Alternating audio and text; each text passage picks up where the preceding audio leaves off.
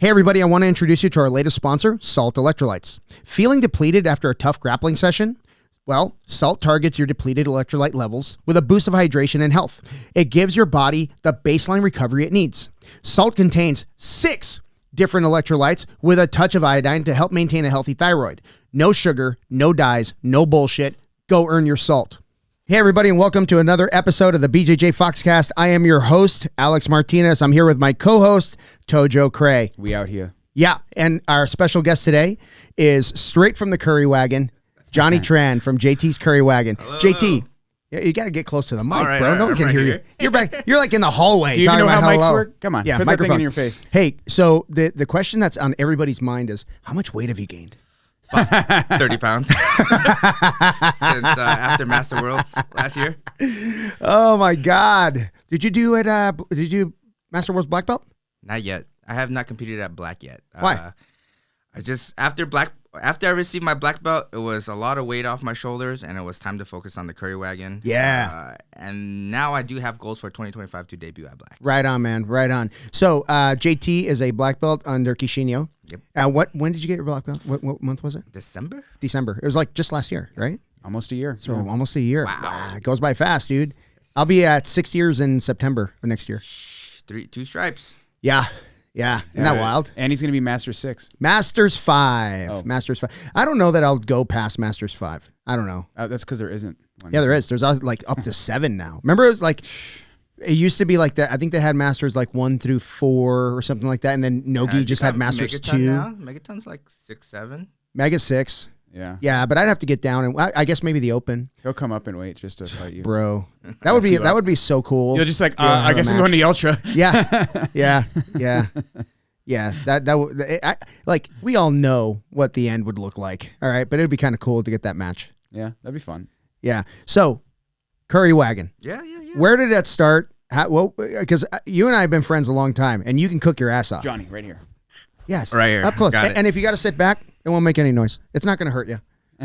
There you go. First of all, I want to throw out, man, this guy's hustling like a motherfucker, dude. Well, for the last 2 open mats, he's been out front, and like he's been getting all that church crowd. You know how they have that church crowd? Oh, nice. They've been coming out, and he's all like, he's just hustling his Bro, stuff. you got to and get it's so yourself good. between the church and the Eggingtons. People waiting in line. They'll be like, you know what? Fuck this. I'm gonna go get some curry. I've had people and come they'll save down money. from Eggington. Yeah. They can smell the curry from down the plaza. Bro. Dude, it's so good. It's so good, So man. good. You're doing a great job. And this is new. You threw like pickle in there now. Yes. When did you decide to do that? So when I was in Taiwan, Yeah. and it hit me about the braised pork belly. Yeah. This is a very typical addition to the braised pork belly, the pickled cucumbers, and also having something pickled on curry is also very normal. So the reason for the pickling He's about to get real technical here. is We're losing listeners as we speak. It cuts the grease off the pork belly, so Oh, it's perfect. It balances it. I was chowing down, not this one, but the last one. Uh-huh. I was chowing it down, and I was telling myself, well, I'm just gonna eat half of it because it's a lot. You feed, even with the smaller portions, still a lot of food. And so for those of you that have Small never portions. yeah. Well, the other portions were like this size. Oh shit, they were like this size. Yeah. It was insane. So, All I want to say is Don't tell my wife. Kelsey can't finish it. no. That's crazy. Everyone Punk. thinks she eats a lot. No, I help her. Well, she eats a lot for her size. But yeah, so anyway, I'm chowing it down, and all of a sudden, I love pickles, dude. Okay. I'm a pickle nut. That's dude. what the chips were, like the pickle flavor. That's why Kelsey brought. Yeah, I love pickles. So when I go order a hamburger, I will say, "Give me more pickles than you've ever given anybody in your life," and then add another cup. That's crazy. Yeah, so I love pickles. So when I tasted it, I was like, "Oh man!" I was hoping there was more, but it was just one chunk of pickle in there. Yeah, on a normal plate, I put 3 slices, and then it's extra 50 cents for another 3. But I've been having people come up to me because on my ad, it shows a big bowl of cucumbers. Yeah. And they're like, can I order that? And I'm like, yeah, no. A big bowl of cucumbers? No, they're just sides. They're toppings. Yeah. Like, is that a thing? Like, yeah, people like pickled cucumbers. I'm Hell like, yeah. Okay, maybe I'll Pickled think cucumbers about, are called pickles. They're called pickles. Well, these are like Asian pickles. Bro, then. you know what you should do? You should make your own pickles. Yeah, enjoy. That'll be a thing. That'd be a good thing. Yeah. I'm serious, man. Because when people are eating that, like, oh, is this pickle in here? As a matter of fact, it is. I got some. I don't think there's anything to it, right? You just leave it in vinegar, So, right? so people do it, like, especially out here, it's seasonal. Like, you can't do it in the heat of summer. Like, the environment has to be almost like perfect for pickles. That sounds like bullshit. It is. It is bullshit. I'm just making this up as I go. Yeah. No, I'm serious. I'm You serious. sound like Vin. No, I'm serious. And again, don't quote me. I don't know shit about pickles, but from what I understand, like the environment's got to be almost perfect for you to have like really good pickles. Maybe this is some Michelin star pickles, but I don't think it'll affect me any which way about the weather. Yeah, man. All I know is whatever you're using, and everything's fucking so good, dude. Yeah, dude. So tell me about so you literally had a curry wagon. Right. I have a wagon. Yeah. I used it this morning to move my stuff from the house to the car. Yeah. Yeah. And then and then it expanded. I was like, okay, I can't fit everything on the wagon. right. I need a truck. And lucky enough, my aunt was like, I'll sell you my truck. I'm like, so she had a truck to just carry her surfboards to the beach from her house. She had a house in like Dana Point in California. Okay. And they got rid of that place. So I was like, okay, I'll take the truck. And Nice. it's like has almost maybe 300K miles on it. Holy shit. And it's like still going. Still going. I love I'm it. gonna run it into the ground because the next thing I need is a house of my own. Yeah. So I can't get a car and then a house. I Yeah. gotta get a house Didn't you have a first. house or were you renting? I'm renting right now. Okay. But it belongs to like my uncle's sister. Oh, okay. Yeah, Gotcha. but I'm still in that same Wouldn't place that be you your were. aunt? Yeah, but I don't really know her. So I don't call her because I grew up with my aunts and uncles. So my aunts are like, I call them my aunts because they raised me. Right. They're that close to me. Yeah. Yeah. If I don't know you, I don't know you. Right. Even Okay. if you're my auntie. That's fair. That's fair. So you got the truck, and then one day, God, I can't remember. It was probably an event at Paul's. You got this whole tent thing all Yeah. decked out. Tell me about that. So that was the first like actualization of my vision, my dream. Yeah. When I first set it up, I got it in the mail. I put it up in my backyard, and that's when I got emotional. I was Yeah, like, that's so cool. okay, my dreams are coming to fruition here. Yeah. Um, And you were hiring like the Brazilians over at yeah, Q's I had, to like work I had for you like and stuff. 5 people on staff, overly staffed. They're like, what do we do? I'm like, I don't know yet. Yeah. Don't you love that? Because I experienced that all the time with the academy. Like I'm trying to figure out like how to do something, and someone will be like, how can I help you? And I'm like, no, because I don't know what I'm doing yet. You know what I mean? Like I don't know what direction I'm going to go, so I don't know about help yet. You know? Right. It was my first time going out. So I catered, my first debut was on Thomas and McDowell. So on the west side. It's right across the street from a Costco. And they have a bunch of food trucks there. That was my first time out. So I brought everyone on staff with me. Like 5 guys, let's do it. And like you said, I didn't know what was needed or not, but I didn't feel safe going by myself. Okay. So I was like, I need a team. Back me Yeah. up. Yeah. You got a bunch of jiu-jitsu Brazilians. Yeah. And lucky enough, the day before that was one of our team members' wedding. Okay. So they have people from out of state everywhere. Yeah. And they're all have a hangover the next day. Sure enough, the whole wedding party came through and like got curry, because this is why I cook curry. Actually, back in college, I'm living on my own. It's cheap. It's very easy to make. A bunch of people who It's not that easy. I couldn't do it. You should buy it. You should buy it. Bunch Johnny's. of people who are passed out in my apartment in Tucson at college are Japanese, and the best hangover food is Japanese curry. It's the best. It's just so. Have you ever had Mexican food as your hangover food? I'm just saying. I'm not trying to one up you, but it's cured a lot of my hangovers. I think it just needs that grease factor. But is it accessible? Like just. I don't have a Japanese dude living with me to make it for me, right. Johnny. So in college, I would even I tried charging some people 3 in the morning. I'm just cooking, making like some kind of spaghetti and garlic bread. And people have munchies and they're awake in college. You know, Yeah. oh, just come over. My apartment had butcher paper all throughout the whole living room area. So people come over, get drunk, smoke some weed, and then they just draw all over my walls. I put on music. I had a tank with a bunch of lizards in it. It was just a cool, chill place. And What kind of lizards? Those, the ones you get from PetSmart, the The ones that Like a bearded dragon? No, the cheaper one, like the $6, $7. The ones that look like they're doing push-ups? Yeah. Yeah, I like those. And a knoll. Yeah, they have like 2 different ones, like the brown and the green one, and then the long tail ones. Dude, I threw them all in the same tank. I guess that wasn't a good idea. They kept bobbing their head at each other, Trying to fight. Is that how they like start shit? Yeah, when they bob their head, they're starting shit. No shit. Yeah, they're very territorial. Oh, yeah, so bad call. Yeah, but I put a lot of Great like cook, not a good foliage. herpetologist. Yeah, I put a bunch of fighting fish in one tank too. What'd you call him? Herpetologist. Herpetologist? Huh. Not herpes. But Johnny's my herpetologist. That's what I'm going to say. I went to the doctor. They said I'm clean. Oh, so Johnny doesn't have herpes. Okay, fine. Whatever. Lizards, herpes. Whatever. I guess I lose that bet. Yeah. So today Rob was giving me shit because I told him we're going to do a podcast. He goes, "Oh, you mean the BJJ Foxcast?" I'm like, fuck you, man. I can't help it. Well, you know what he told me? He's like, I guess I'm going to go roll with that old pedophile. The mustache. Yeah. And I told him no. Oh, my God. But I remember you telling me one of the holiday parties you hosted here, you told me that I should do something with my cooking. Yeah, dude. It's fucking good. I took that to heart, and the next thing that really pushed me over the edge is when Kenny Kim, I call him Uncle Kenny, he stayed with me when my other uncle we're all living together. And they're in my living room, or in the kitchen/living room.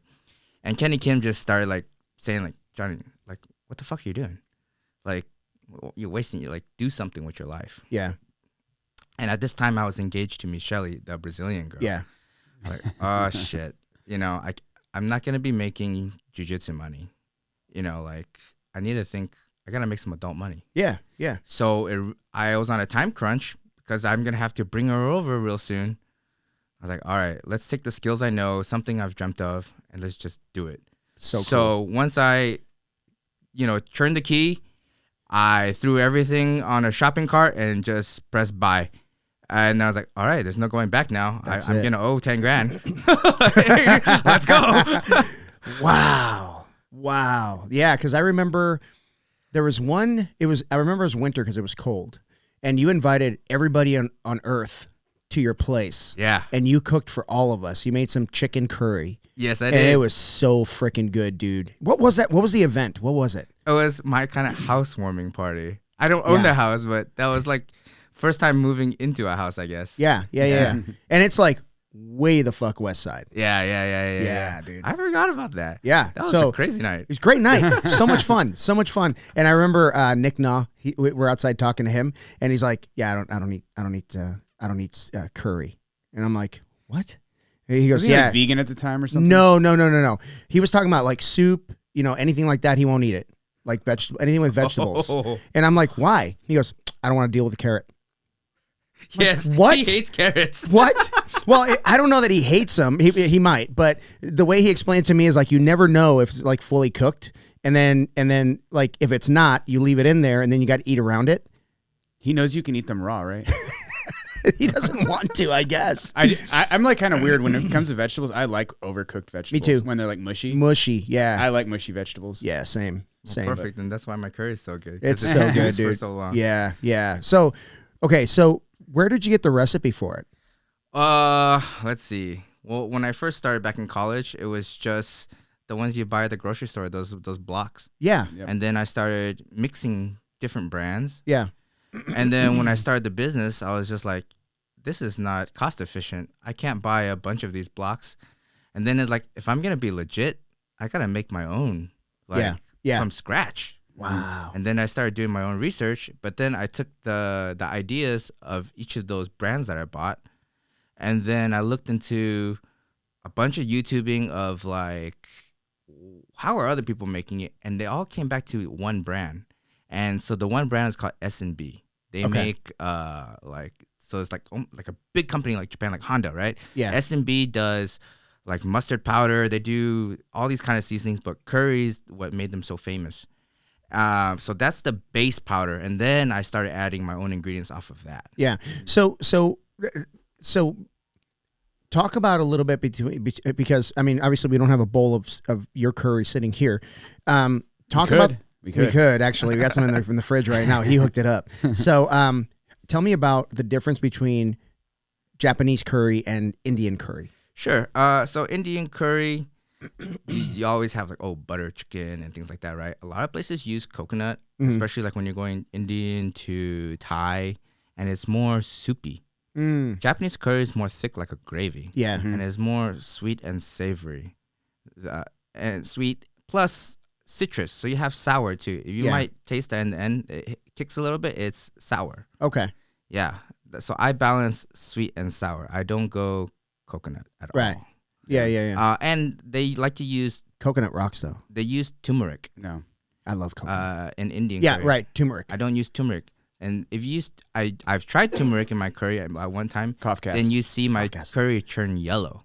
My curry is not yellow. No. My curry is brown. Yeah. Yeah. So that's a difference. I too. prefer the Japanese over the Indian curry, like 100%, or the Thai curry. I don't like the coconut or the they throw a lot of peanuts and stuff too, right? Yeah. But like over time from traveling, living with host parents and different Japanese friends, they're always like, "Oh, hey, try add this," and then they had their own secret ingredient. Yeah. And But it sounds like when you came back from Taiwan, that was like the pivotal epiphany, right? When you decided to go all in. yes, that was the doing this 3-month trip. That was turning the page in my life. I made a goal for myself that I'm gonna do curry full time when I come back. I told my uncle, I was working at my uncle's pharmacy before that, and I said, he saw how my curry was becoming successful. Like I was making more than I did in a month working at his place in one day selling curry. Wow. That's awesome. And he told me, just tell me when you're ready to leave. Nice. And I was like, okay, I'm leaving. I'm going on a trip now. And after I came by the pharmacy, and I was like, do you need any help? Because I didn't want to just leave him like totally like no help. Yeah. I just want to make sure he's okay. And then he's all set. He's been going for 3 months without me. So there's no going back. Yeah. Good. That's it. So that's the way I do things in my life, especially with jiu-jitsu tournaments and things like that. I push myself into a corner where there's no turning back. I love it. Yeah. I purchased my credit card, $10,000 on the business card, no going back. Yep. Yeah. Earn the boats, baby. Did you start Earn an the LLC boats. and do all the good stuff? Yep. So Nice. you're perfectly legit. All Cool. above board. Beautiful. Beautiful. Yeah. Yeah. I saw he has his little his little card reader and everything. Yep. He's got everything. He's not just doing like cash only. And that's the thing when I thought about building a business, because before I talked to you, I wanted to do a jiu-jitsu gym, right? Yep. But I bring the same mentality and concepts. When I open a business, I'm gonna buy the best stuff. Yeah. Right. I want to show quality, high end. I don't want to start small and dinky things here and there, because that's your image, and it's hard to build it up when people already have an image of you. Yeah. I want to come out luxury from the top. I want to come out. My values are family food, family table. I serve you a lot, and it's delicious, and it's fresh and raw ingredients. I want that from the beginning. I don't want to cut corners in the beginning and you're just like, it's another Mickey D's. Yeah. Yeah. So I give you the streamline, like you said, my card reader, everything. Just that's the best. Yeah. Yeah. Absolutely. Go for it. So tell me about First Friday. First Friday it's a big deal for me. That's guaranteed once a month. It's on the books. Sell out. Yes. Fuck yeah. And now is the season. Last year, First Friday, New Year's, I sold out in the first hour. Wow. And I couldn't do anything. I couldn't pack up my bags and leave because I'm stuck there in the middle of the crowd. I can't pull my truck in. Yeah. So I'm like standing around for like 6 hours. Like, what do I do? Let's go check out the other vendors. Yeah. So you're tripling. This time I'm tripling up. Hell yeah. Come out and see him. Come out and see JT. First Friday is wild. Now we'll tell everybody about what the First Friday is. What is it? And when is it? Sure. First Friday is the first Friday of the month, downtown Phoenix, Roosevelt Row. So on Roosevelt Street, it goes like 2nd Street, 3rd Street, 4th, 5th Street. I'm on 5th Street. And it's known for being an art festival. Yeah. Just a lot of artists selling paintings and this and that. But there's a lot of food trucks. There's live music. Have you ever gone? It's been... It's actually really 10 fun. years. It's actually really fun. It is. Yeah. It's been 10 years. When the weather's nice, Yeah. it's really fun. Yeah. I actually tried going out there in the summer. No good. They had like a No. small circle at the time. When I Yeah. went, it was a small circle of trucks. But it sounds like it's 4 blocks. Yeah. Wow, that's way bigger than I remember. Yeah. This is probably the biggest in Arizona. Wow. Yeah. Definitely worth it to be there. If you never experienced it, get out there. Just be ready to be in the crowd. So next week. Yeah. Yeah, next week. Wow. So probably the Friday after this releases. Yeah, so next week will be big, and then New Year's probably be the biggest. Yeah. Yeah. Yeah. Hell yeah, man. Good for you. Dude, that's amazing, man. That's amazing. Hey, so let's I want to backtrack a little bit because when you and I met, you were a blue belt. Yeah. And you had been training in a garage Sure. Yep. prior to coming to Paul Nava's place. Yes. And where did you start and where did you get your blue belt? That's You're not one of those guys that got my promoted yourself? No. It's been quite a journey. I started jiu-jitsu in Goodyear, where Quexinho school is now. Yeah. I started there before Quexinho was there. Wasn't it like an Atos place for a while? Yes, but before that, when I started, it was CTA. They've been like everything. Yes. Yeah, they've been yeah, every yeah. affiliation. Yeah. I started there when it was CTA, like 2012 or around there. Okay. And then I took off to college, and then I ended up at BJJ Revolution team. Oh, okay. So I was at Tucson BJJ, and this is kind of a whole another crowd that you know. So Sean Huff was Yeah. part of this. Yeah. Sal, who owns Peloton, Love Sal. he is a part of this. I want to get Sal on the show. Yeah, He's an interesting cat. so actually, I just sent my little cousin to his school. Okay. So he was over here at Quexinho's, and he just started at U of A. Wait, is he the one that runs that what's it called? What did you just do? The No, that's Manny. Manny. Yeah, yeah. The last where we were standing, What's the that's Manny. difference? I'm just kidding. Big difference. Yeah, so I was at Tucson BJJ, and my first in-house fight, like white belt, just got there. Like within the week, they want to see what I'm made of. In-house fight at Sal's gym. Was it like everybody clear the mat? It's going to be you. Yeah, it's What? all the affiliates at Sal's school, and I'm fighting Sal's top boy. I forget his name. Sorry about that. But we went at it. And yeah, went from there. So my Did you No, win? no, no, Did no, you no, win or no. Did you lose? Did you win or lose? No, I lost. Okay, I lost. all right. I lost. And the rest is history. Bullshit. Bullshit. But I got my blue belt from Dema and Ryan Boyegard. Okay. So I don't know if you know Ryan Boyegard. He had a school here in Mesa, Guadalupe. Okay. Yeah, he was with Southwest Judo. So where Shanna and Thomas, the Thomases are from. Yeah. So there I met Marvin was there, Shanna was there, Louis, the wrestler Louis. Yeah. He's from there. So it's all connected. Wow. Um, Isn't it weird how it's a small of the people that are left? Right. It's super small. Yeah. and then how it's like was it musical chairs when it comes to affiliations, right? Yeah. So now Sean went from Revolution team, now he's Aries. Aries, yeah. Peloton is no longer Revolution, now he's Soul Fighter. I heard Sean's gonna go to like nursing school. I have no idea. He's gonna take a career path in nursing. That's cool, man. Good for him. Yeah. Who cares? We're talking about Johnny right now. Sorry. So I actually Cough-cast. I'm actually doing this on purpose just to drive Sean nuts. Not Sean, other Sean, Academia. but I don't know, what was I at? You were talking about Sean Huff being part of that. Yeah. Circle. And then so how did I get to Paul school? Right? So Ryan, bless his heart, that school shut down. And now the Thomases came to Paul's first. Nah, they were at GD Gilbert. Okay. So there was that time window when I wasn't doing anything and they were finding a school. Yeah. When they ended up at Paul's school, they were like, Johnny, just come on through. So I came, at that time when I came, Navas was bumping competition. Yeah, that's all it was. Yes. And the vibe in there, right away I knew it was family. I was dying in the warm-ups. Yep. This is when Barnes was there. That's when we were doing like sprints and shit. Sprints, every fucking buddy day. carries, all that shit. Yeah, I was like, and that blue belt, this is my prime time. Like, I'm going, this is the best. Yeah. So then I brought Marvin.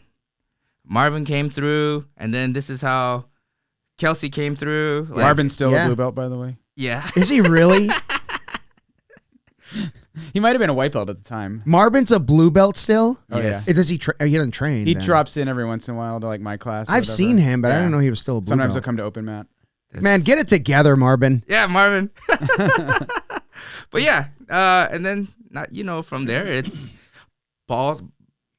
I have Paul in my notes here. I have a big thing to say about Paul. Okay. Bad stuff though.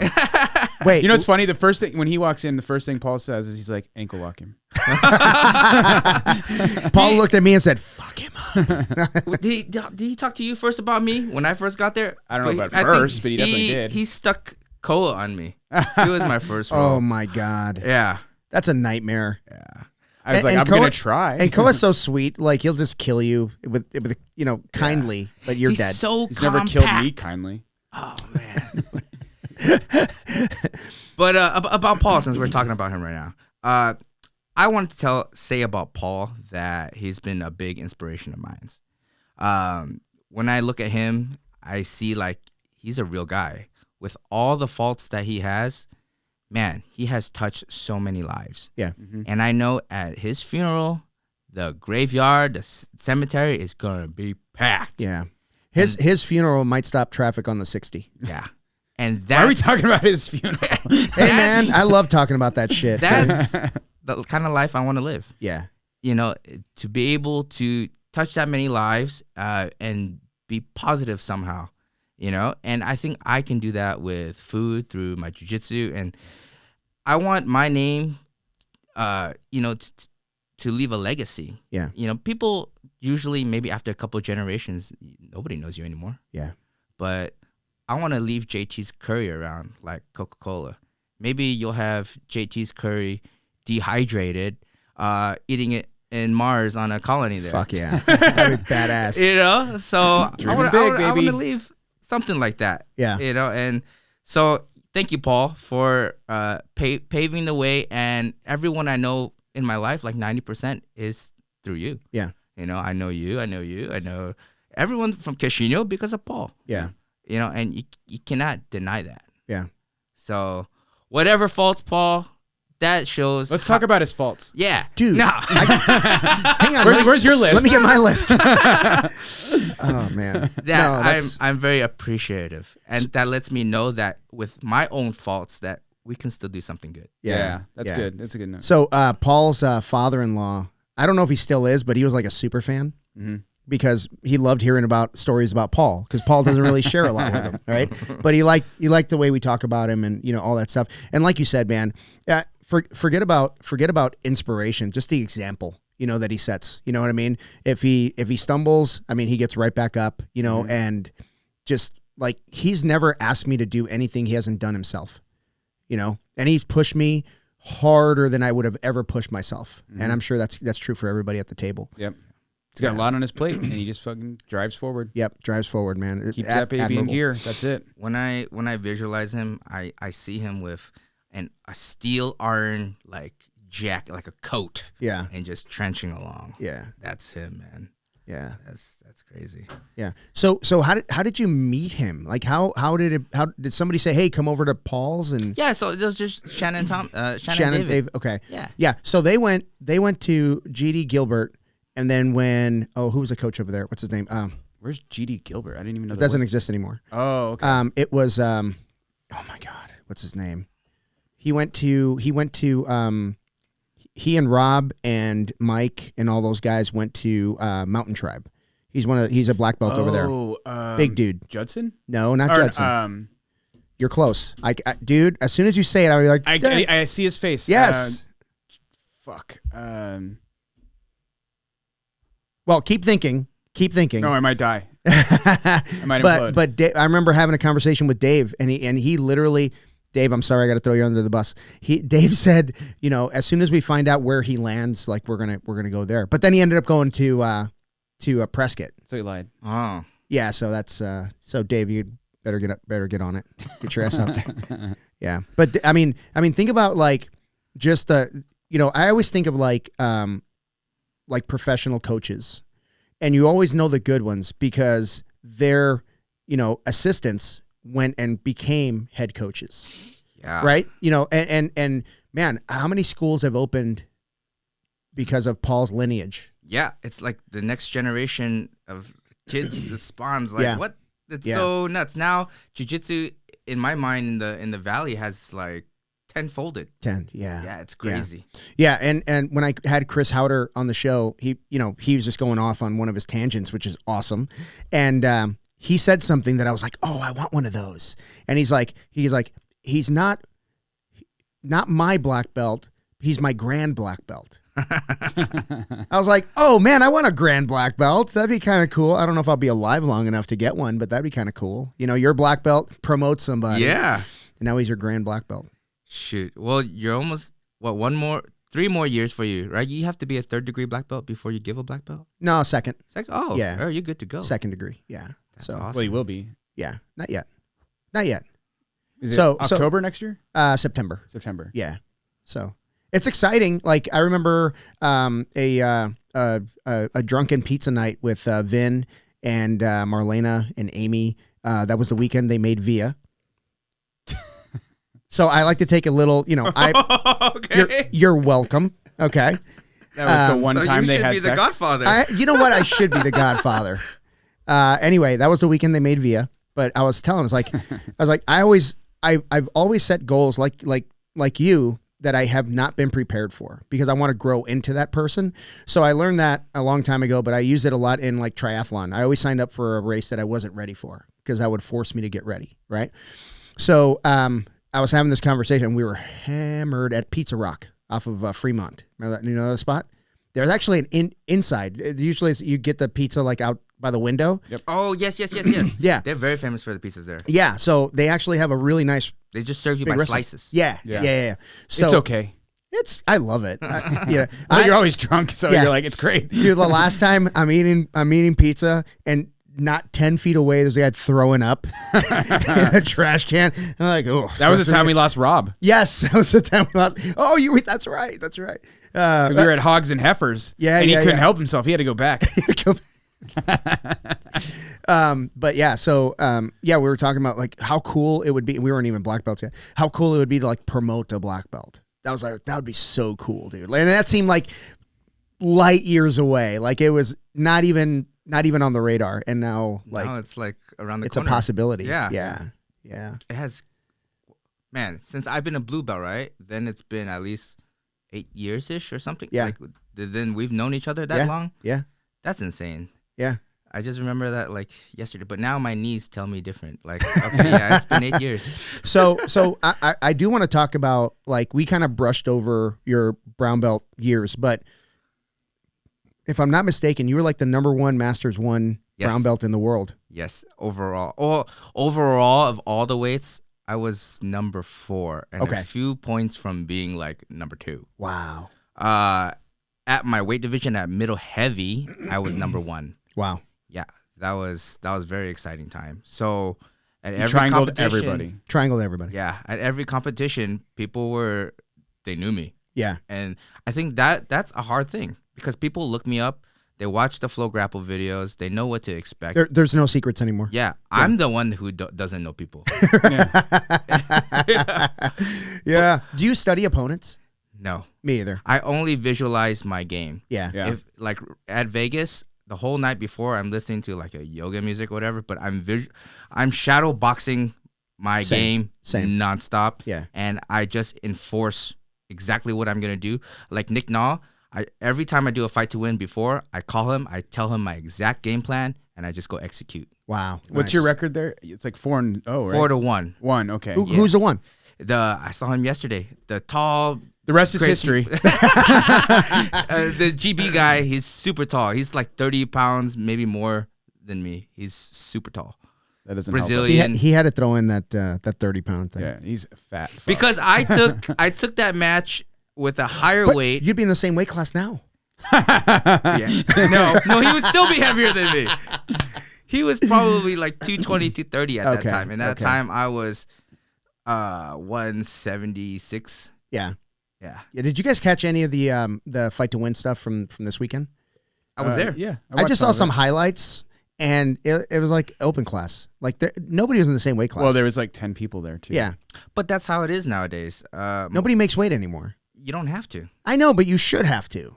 Yeah, but that's why it needs to, shape up a little bit more. Yeah. Well, I mean, we all wish Seth had more time to let us give us a heads up, because he sends out the text message or whatever, and you're like, man, that's like less than a week away, man. Like, and I've been doing nothing but eating. Well, no, I would feel weird asking my students to be like, hey, you want to take a fight next weekend? And sell tickets and right. When I first did it, it was very exciting. We had like maybe at least a month. Yeah. And then that was like right before COVID, right? I'm a purple belt nobody, and shit, I'm getting a fight poster. I'm getting cards to pass out. Like, I'm excited to sell tickets.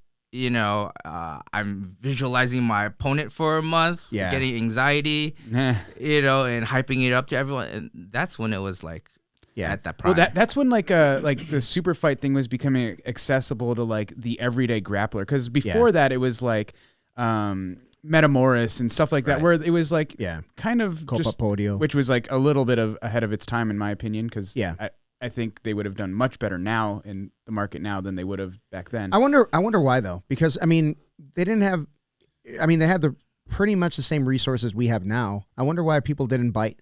Yeah, I don't know. Maybe because it seemed out of reach, right? And fight to win seems like, fuck, man, I could probably do it. Yeah, I mean, honestly, I bet there is an argument for the fight to win actually kind of like paving the way for a huge, like shifting the interest into super fights in jiu-jitsu. Because first of all, that's true. You get the accessibility with, because you have like gray belts, like little kids fighting on these cards, right? Yeah. So like anybody can, almost anybody can, get a super fight and be in front of a crowd, and you're technically on TV, right? Your friends at home can watch you, right? Yeah. Which is really cool. And then that kind of like opens up like, now let's see it at the pro level. And that's when you get, you have EBI, you have, there's like endless organizations now that have super fights. Yeah. So like, I mean, these are all positive things for jiu-jitsu. Yeah, of course. Yeah.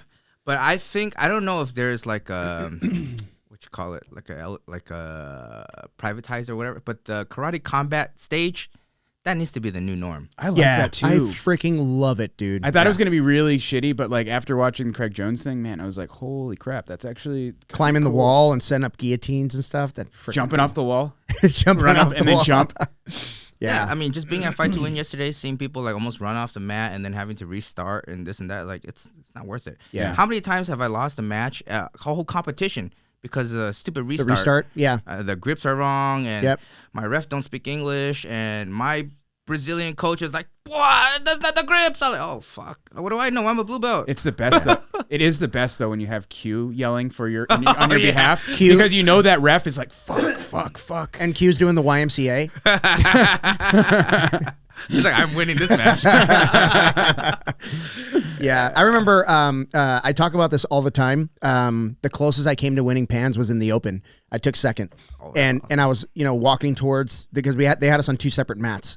And actually I got 2 subs there. I was pretty happy with my performance, but final was 0-0 ref's decision. And it was like back and forth, like almost this, almost that, but no advantages, no points. And so, I always look away and I tie my belt and I turn around and I'm kind of close my eyes and then I open and there's like Saulo Ribeiro. And I'm like, I'm not getting this one. That's an easy one. Yeah. I'm not getting this one. Yeah. I think it was Barnes. Me and Barnes were there. Maybe no, Paul was there. No, I think it maybe JVB and Barnes, and then Saulo Ribeiro. I met him and his brother Sanji at a sushi place. Oh yeah. Right after a tournament, he was. Saulo was drunk, so drunk. And I got my pictures, and I remember you said something like, "Oh, Johnny's collecting all these celebrity pictures." Fucking fanboy. Fucking fanboy. I was trying to be cool yesterday. O'Malley was at the fight yesterday, and I was eyeing him. I was like, I want a picture, but how do I ask? No, don't ask. Just I'm going home. Do we want to talk about the drama? No, we're not talking about the drama. Oh, come on. No. Your public faces now. I hear you. Yeah. Yeah, but let's see what's been going on lately. So I just came back from a 3-month trip. Which what was the impetus to do that? Like, was it just you wanted to take like kind of like a semi sabbatical and? It was a lot a lot of things rolled up in one, and it just at first it started to be it was gonna be a world trip. It was gonna be a world trip. I wanted to do Europe. I was looking at Greece and everything, but by the time I got made money, right? No, he sleeps on park benches a lot. This is true. Have you heard this story? I slept at a park bench in Japan. I was homeless for a day. Yeah, and what's that like? It was. I had deer licking my face. Yeah, but like the Japanese folks are like very like. Yeah, they seem like very disciplined, straight-laced, and they're like, the hell's this bum? No. When they get at night, they turn into zombies. Like they're still in their business suit with their briefcase, just passed out in the middle of the road. They like to tie they put their ties on their head. Yep. What? Yeah, they'll put their when you're working like a robot and you finally get to let go and be yourself and drunk. Man, that tie signifies, right, being choked, and then now it's on your forehead and you're partying. Yeah, yeah, it's quite all right. Experience. All right, but yeah, so I started with Japan because I hadn't been there since pre-COVID. Okay, and I have 2 host families there that took care of me in college. Now, one of them is elderly; they're in like 75, 77. But my host mom, I hadn't had contact with her for quite a while now.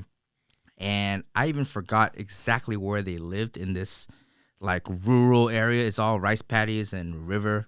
And it was I don't plan anything. It was my last day in Japan. My first host family was taking their kids to a basketball game. I was like, hey, can you just drop me off in the middle of the road? And they did.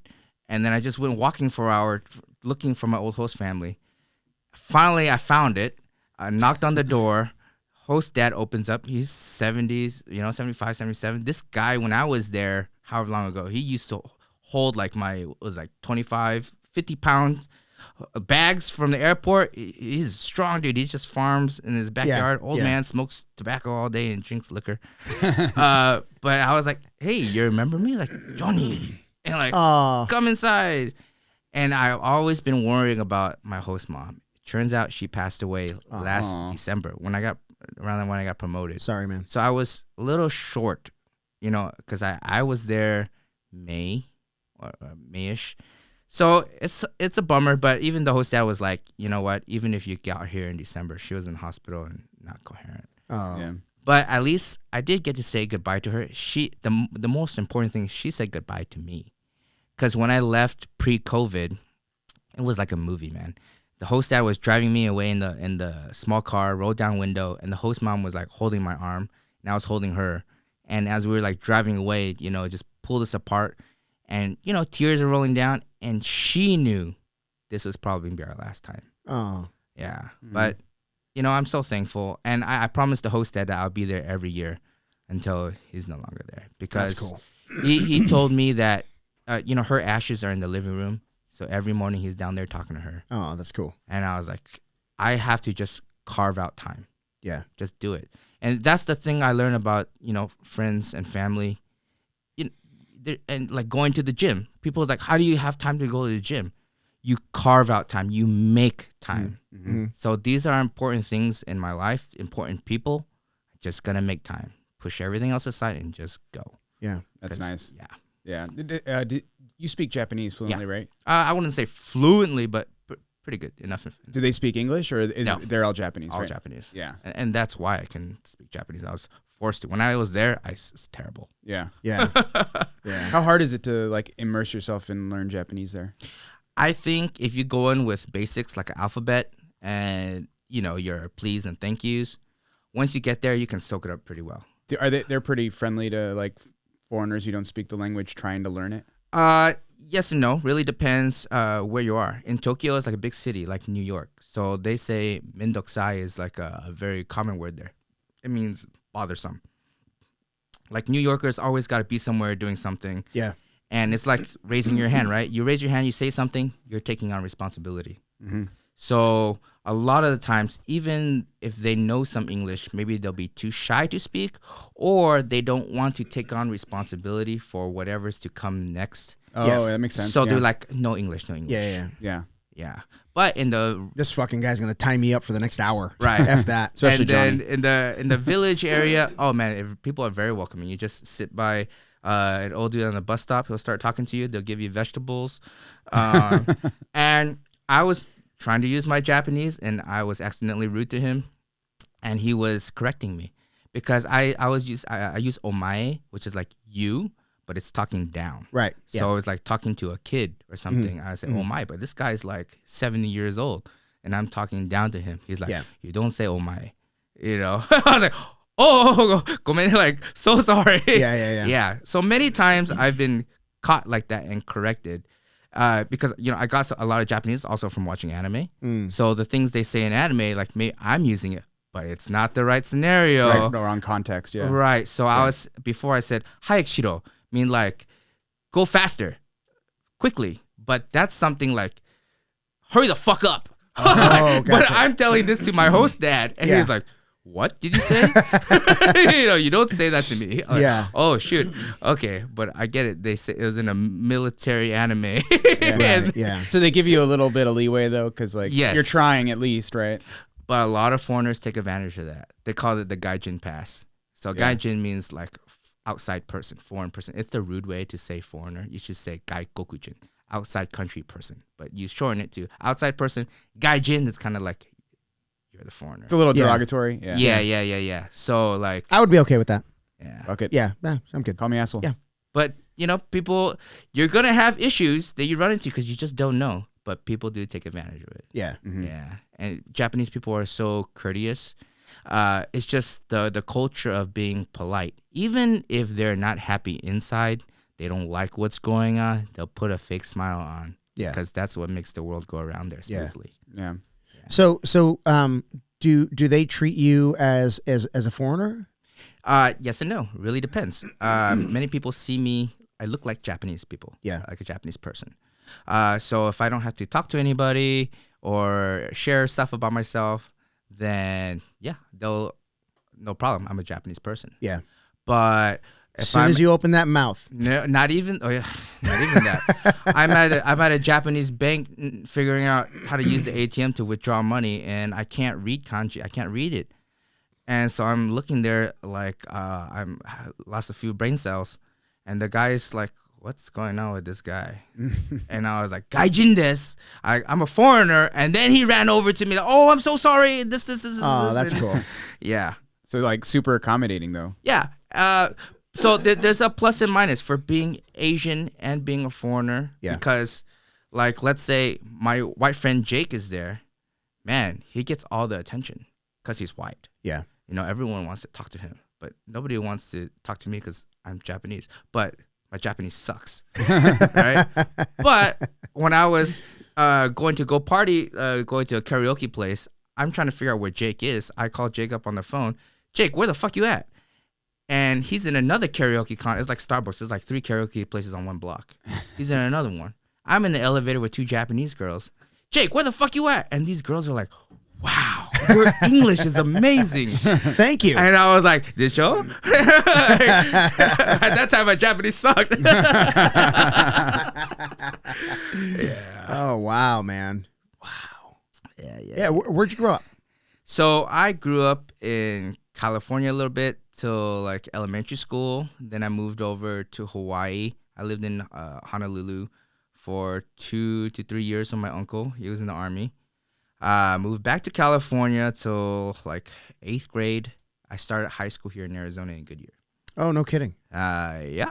And then did college U of A, and then did international in Japan for 1 year. Back to U of A, graduated, and I've been in Arizona since. Nice. What was your degree in U of A? Oh, boy.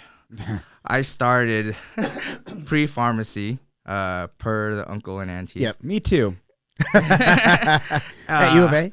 No. I think I failed like 6 semesters of like chemistry.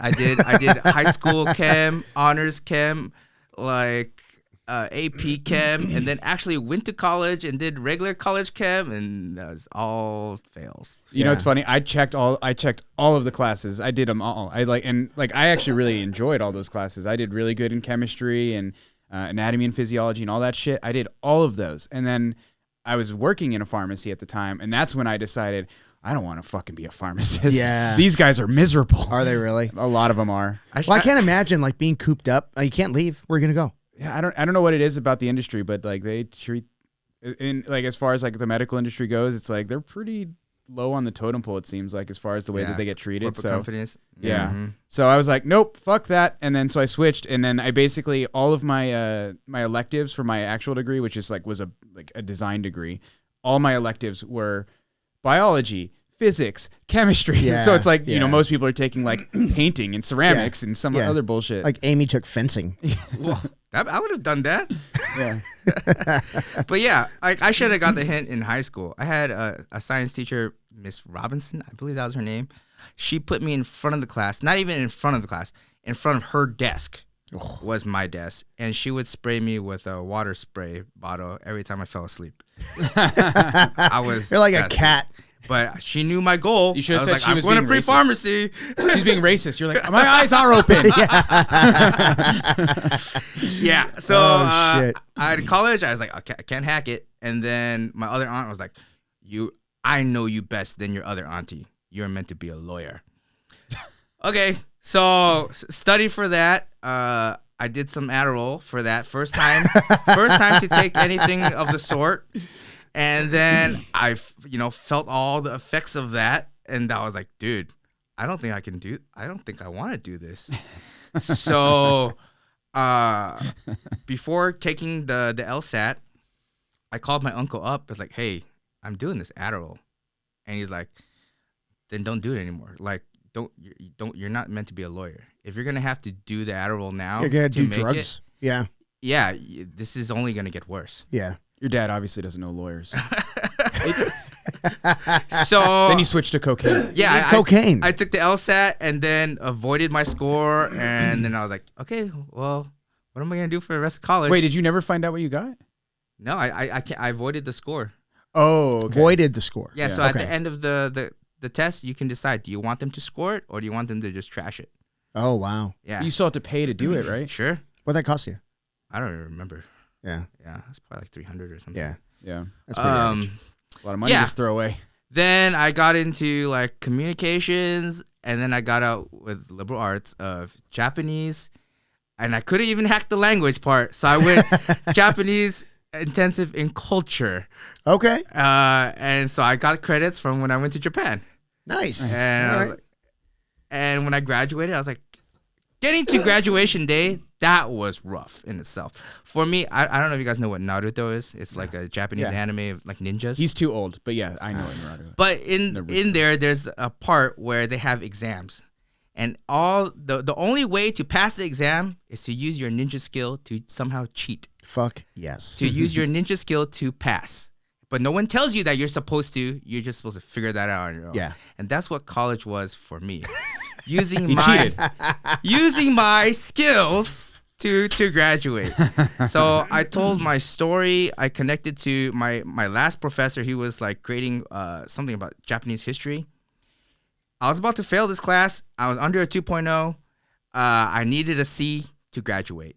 And I told him, please, I need a C. I'm the first one in my whole family to go to college. First generation to American. I need this. Don't let this be the reason why my whole family came to America. Let him down. Please tell me he told you to go fuck yourself. He didn't say anything. So for the next, I'm totally kidding. The JT. next month, I just don't know what's gonna happen. Yeah. And then I found out I was gonna walk. Yeah. I was like, holy shit. Okay. Call my family. Graduation's this day. Yeah. He walks out of the office. The guy's like, I was going to give him an A. All right, C, sure. I had this American teacher who taught Japanese linguistics there. I don't know your name, but I do not like you. You lied to me. In the beginning of the semester, she told me she would give me an A.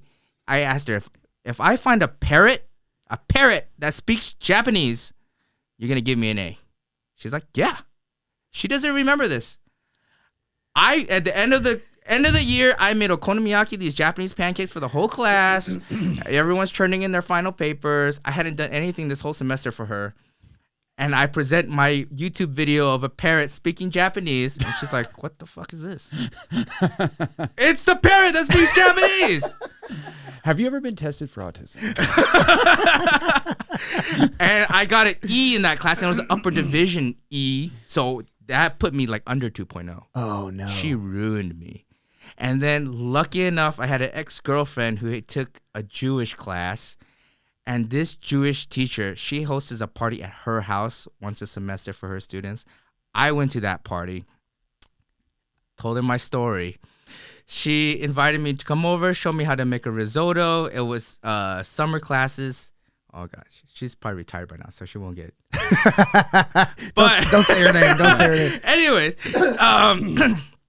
she was like, I signed up for like 3 of her summer classes, these Jewish classes. And I needed a minor to graduate. So I have a minor in Judaic studies, by the way. Oh, wow. Not that he knows anything about it. She just No, knows I shit. don't know. He knows how to make a risotto. All these things about Israel and stuff, like, I don't know anything about anything. Anyways, so she was like, Johnny, just go home. Because it was summertime. It's hot, even in Tucson. I have an old 97 Civic, no place to stay. No plans to be in Tucson anyway. She's like, go home, go work for your uncle, make some money, take care of yourself. I'll take care of everything. So she gave me 3 upper division A's, and that brought me above the 2.0 line. Nice. She saved my life. Yeah. Yeah.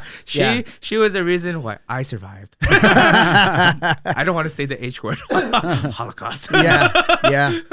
Man. Yeah, she saved me. Wow. It's been crazy. So I was going to say, like, you asked me about why this whole trip abroad, and it started as a world trip, but it really started to hone in Southeast Asia. Mm-hmm. So talking about food, food for me is very emotional. When I taste food, it brings me back to my childhood. It brings me back to my grandma's cooking. It brings me back to my mom, to my whole family, and being, the whole family being together. Mm-hmm. And these are the kind of things I want to bring to other people. So when people come to my stall, I tell them, this is grandma's cooking. I'm bringing you into grandma's kitchen right now. Wow. Right? And so for me, going to Vietnam to see where my family's from and why they are the way they are, because my family are Vietnamese refugees. Okay? So they're like 2-time refugees. They came from the great-grandpa, grandma from Vietnam. I mean from China. And during the Red Army time, they came down to Vietnam. So they ran away from China. And then in Vietnam, my family were commercial fishermen. And the story goes, and everyone has their own perspective on what happened, but the story goes that my grandma had an inkling feeling, and she put all the money into buying potbelly pigs. These pigs are their size of doors. And sure enough, the war kicked off, and the currency changed. All the currency was worthless. My family had a bunch of potbelly pigs. So my family were commercial fishermen and butchers. Whoa. So we're wealthy. And uncle and grandpa were very like mechanically savvy for where they're at. These commercial fishing boats didn't have motors. So they scavenged motorcycle engines and put that together while the war was kicking off. Wow. And they're from the south in Saigon area. And they charged 2 gold bars per person that wanted to escape on the boats. You had 2 commercial fishing boats.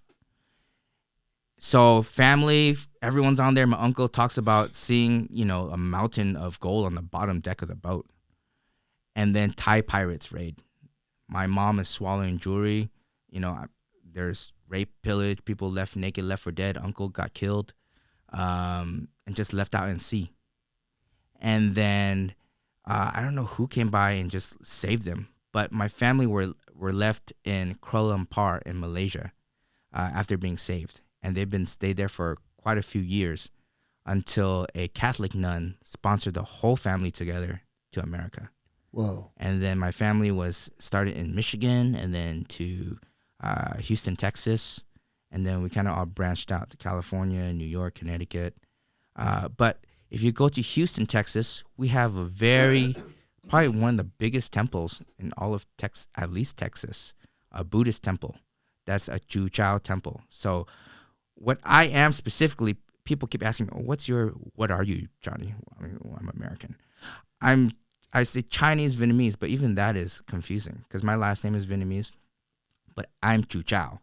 That's the very exact thing. We say Kakinang means, when you say Kakinang, that means our own people. That's how we recognize ourselves.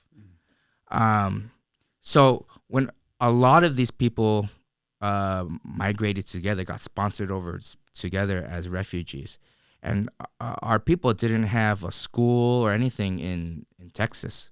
So we organized a foundation, and everyone put in money to build this temple. So we have a big Buddhist temple that they teach like Shaolin Kung Fu there. Everything happens. That's a community temple.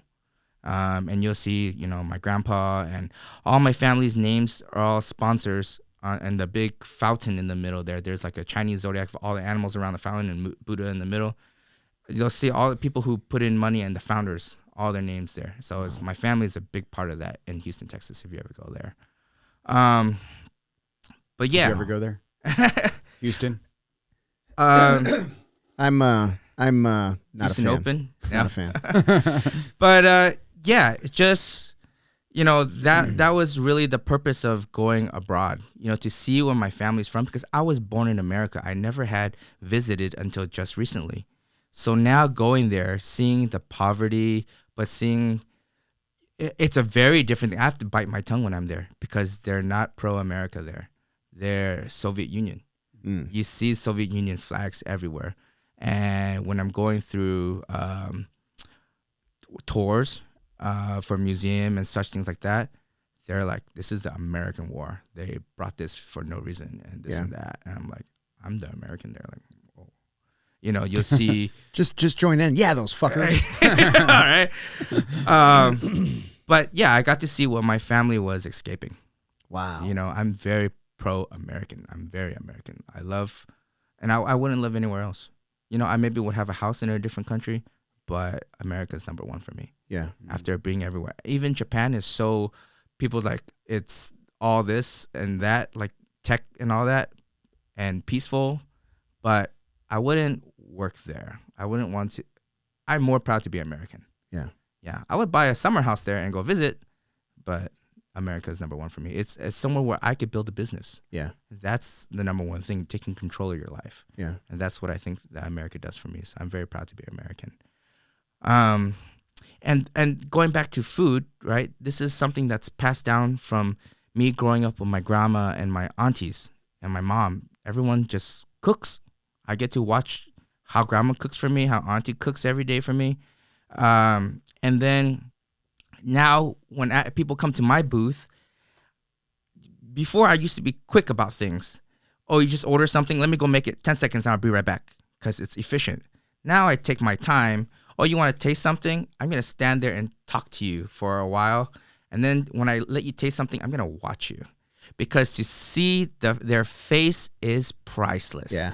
When they genuinely smile and love something that I put love and effort to make, that's priceless. Or maybe it's $20 a plate, $10 for a Thai tea. That I'm sure that's a small part of it, right? I mean, but I think you're doing a great thing, man. I'm super proud of you. I'm super proud of you, man. That's we had several conversations where I was like, dude, you got to do this shit, bro. and now you're doing it. But it's easy for me to say it because it's not me, with the responsibility working at the pharmacy, and you feel this responsibility for your uncle and helping him out. Then I'm sure, like, you probably felt like, man, I'm just leaving him alone, but he's probably like cheering for you too. Like he gets it. It's vice versa. At a certain point in time, I was becoming too efficient there. I was too good at my job where it's like, man, he's paying me not to do much. Yeah. Yeah. I'm doing nothing. Hey, no. He's paying you for the experience. That's right. That's right. Yeah. That's right. That's why when I do an hour's worth of work, or I do a day's worth of work in an hour, it's because I have the experience to do that. Yeah. That's what he's paying me Yeah, for. it's like there was a old story that we always tell about AC mechanics. An AC mechanic gets called. He shows up to the house and, the thing's not working, and he opens up the thing and he taps on the little thing, puts it all back together, fires right up, charges him, $1,000. And everybody's like, $1,000, you're here for 10 seconds. No, that's 20 years of experience that you're paying for. Yeah. So yeah, there was like, at some point I was just like, I don't know if my uncle really appreciates me. Like, he doesn't know how good I make it, how efficient, how good I am at my job. I was like, you're going to feel this once I leave. But back to the curry wagon, it seems like a lot of your life you had people telling you like you need to be a pharmacist or you need to be a lawyer. Yes. It's like finally like you took, like you said, you took control of your own life and now you're doing something you actually love. So this has always been the battle within myself. You know, living up to others people's expectations. Yeah. That's a very Asian experience, I think. Yes. And then, but the whole time, I've always just done what I wanted to do. Yeah. Nice. But the hard part was just being able to live with that. Yeah. Because not being to show anything for it. You know, so coming up with Marvin, right? He was like the role model of the Asian kid, right? He became a pharmacist. He's the both of his brothers, right? Both great children, family, parents, super proud. And I was like, Marvin, but Marvin wasn't happy. That's why he joined up with me to do Barrier, the self-defense, because we had a purpose and he could get away from doing pharmacy. Yeah. But he was financially stable. He had a house. I was homeless. I didn't have money. You had a park bench. I had a park bench and I had a dream. And I had something I wanted to do, and I believed I can make a living out of. So we were two opposite ends of the coin. And we met in the middle. He was my other half. Yeah. But I was like, Marvin, he's struggling with his life. I'm struggling with my life. But at the same time, like, dude, switch lives with me. I'd be the pharmacist. Dude, if I had the money, I would know how to. He's like, man, I'd really love to struggle with some money. Yeah, right? Struggling with money's pretty awesome, Marvin. Just saying.